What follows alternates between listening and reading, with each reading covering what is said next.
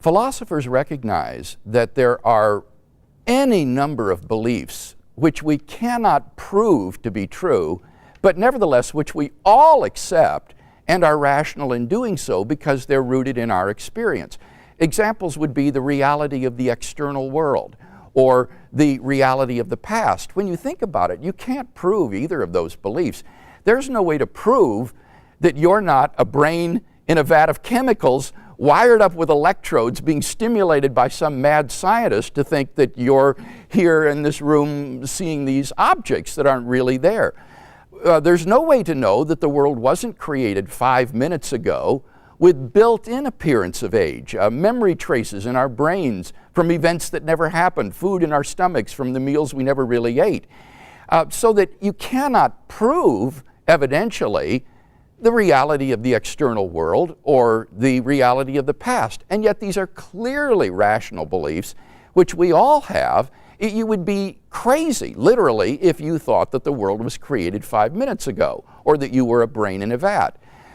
Philosophers call these properly basic beliefs. They are part of the foundations of a person's system of knowledge. But these beliefs aren't arbitrary. They're grounded in our experience, in the context of seeing and hearing and touching things. I form naturally the belief that there is an external world of physical objects which are real.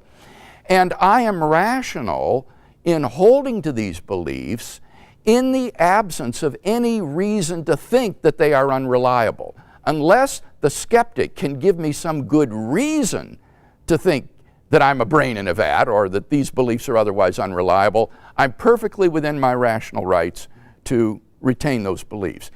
Now, I would similarly argue that belief in God is properly basic for those who genuinely know God.